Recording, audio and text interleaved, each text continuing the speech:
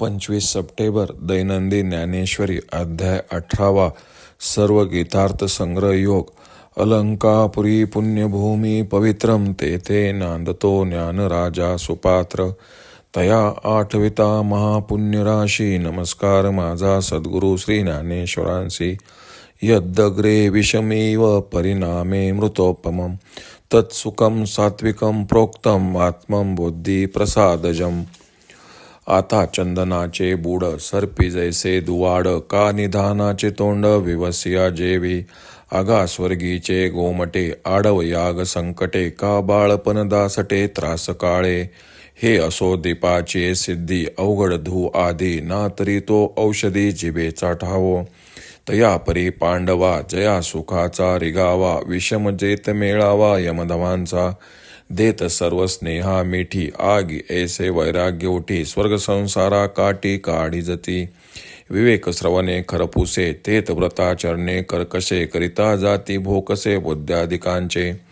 सुषुम्नेचे नितोंडे गिळीजे प्राणापानाचे लोंढे बोहसनीचे सीची एवढे भारी जेत. जे सारसाही विघडता होय ओवावून वस्स काढिता ना भनुंगू दवडिता भानयावरुनी.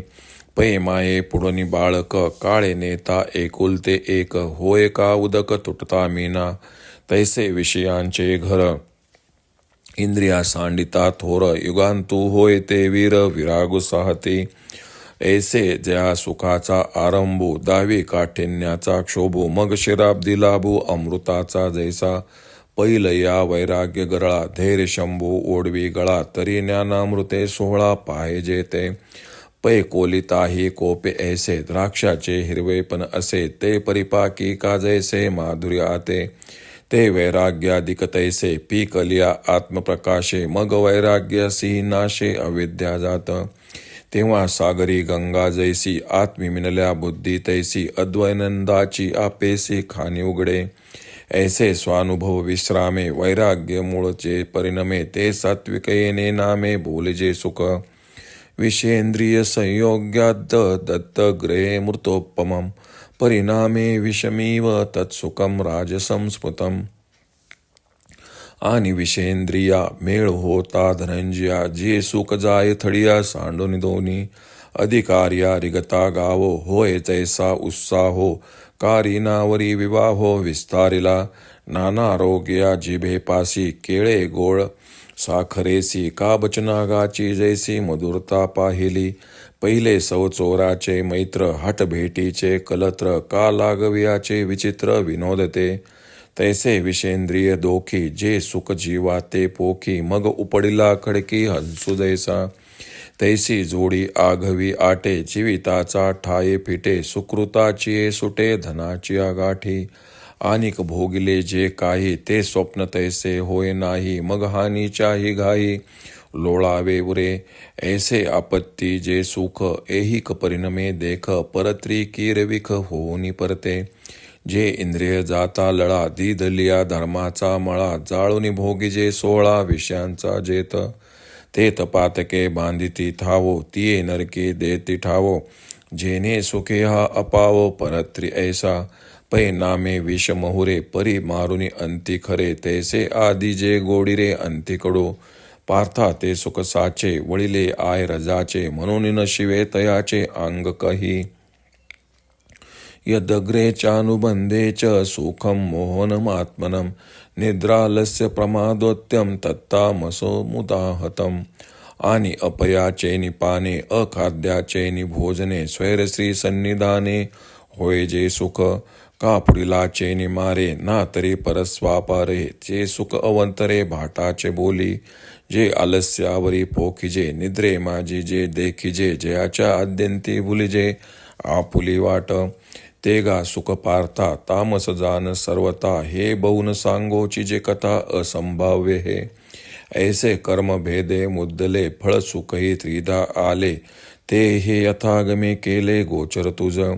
ते करता कर्म कर्मफळ ये त्रिपुटी एकी केवळ वाचुनी काहीच नसे स्थूळ सुष्मीये. आणि हे तव त्रिपुटी तिही गुणी ई किरीटी गुंफिली असे पटी तात्वे जैसे. श्रीकृष्ण अर्जुनास पुढे सांगतात. आता चंदनाचा वृक्ष जसा सापांच्या वस्तीमुळे भयंकर वाटतो किंवा भूमिगत ठेव्यावर जसा पिशाच्या दिकांचा वास असतो, अरे स्वर्गातील भोग उत्तम खरे, पण त्याच्या प्राप्तीला यज्ञ यागादी संकटे आहेत. किंवा आयांना मुले प्रिय खरी, पण बालपणातच त्यांचा सर्वस्वी त्रास काढावा लागतो.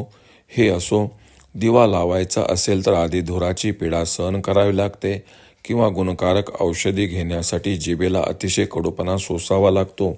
त्याप्रमाणे अर्जुना, ज्याला सुख हवे आहे त्याला प्रथम यमदम इत्यादी साधनांचे कष्ट सोसावे लागतात. सर्व वस्तूवरील स्नेह नाहीसा करीत अंगात असे वैराग्य उत्पन्न होते की ते स्वर्गरूपी व संसाररूपी कुंपण काढून टाकतेच. कठोर वृत्ताचरणाधिकांसह घडणाऱ्या विवेकयुक्त तीव्र श्रवणाने बुद्ध्याधिकांचे वाभाडे निघतात. सुषुप्ना नाडीच्या तोंडाने प्राण व अपान या वायूंचा रोध करावा लागतो. असे प्रारंभी जिथे महाकष्ट आहेत, चक्रवाक पक्षाच्या जोडप्याची ताटातूट झाली असता, किंवा गाय पाणवल्यावर कासेपासून वासरू दूर करताना, अथवा वाढलेल्या पानावरून भुकेल्यास उठवून लावताना, अथवा एकुलते एक मूल आईपासून काळाने ओढून नेले असता, किंवा माशांची व पाण्याची ताटातूट झाली असता, जसे दुःख होते तसे विषयांची ताटातूट होताना इंद्रियांना युगांत ओढावल्यासारखे दुःख होते. पण वैराग्य संपन्न शूर लोक तेही दुःख सहन करतात. असा ज्या सुखाचा आरंभ कष्टमय आहे, त्याचा शेवट मात्र शिराब्दी मंथनातून अखेर होणाऱ्या अमृत प्राप्तीसारखा परमसुखदायी आहे. या सुखाच्या अभ्यासाच्या आरंभी जे वैराग्यरूपी विष निघेल, त्याला प्राशन करण्यास सात्विक धैर्यरूपी शंभू जेव्हा करीत, तेव्हा पुढे ज्ञानामृत 16 भोगावयास मिळेल. हिरवेपणी द्राक्षाचा आंबटपणा कोलितापेक्षाही जिभेस तीव्र चटका देतो, पण तीच द्राक्षे पिकली की मधुर लागतात. त्याप्रमाणे आत्मज्ञानाने वैराग्याला परिपूर्णता आल्यावर वैराग्यासह सर्व अविद्या कार्य लयास जाते. समुद्राला मिळाल्यावर गंगा जशी थांबते, त्याप्रमाणे बुद्धी आत्मस्वरूपाशी एकरूप होताच तिला अद्वैनंदाचा ठेवा लाभतो. याप्रमाणे ज्या सुखाला वैराग्य हा आरंभ व आत्मानुभव ही अवधी अगर विश्रांती होय, ते सात्विक सुख असे म्हणतात.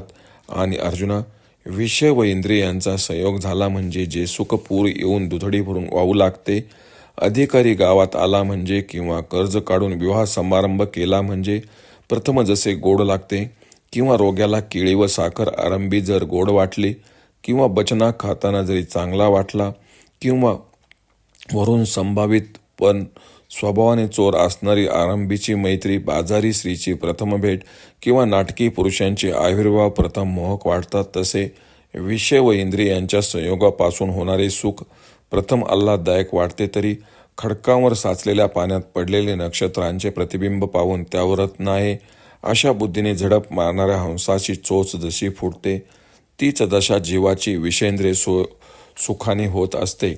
त्याचप्रमाणे द्रव्यादी सर्व कमाई संपते, आयुष्य व्यर्थ जाते व सुकृताने जोडलेले थोडेफार पुण्यरूपी धनही नाहीसे होते, आणि जे काही भोग भोगले असतील ते स्वप्नाप्रमाणे एकदम मावळतात व मग दुःखाचेच तडाखे भोगेत बसावे लागते.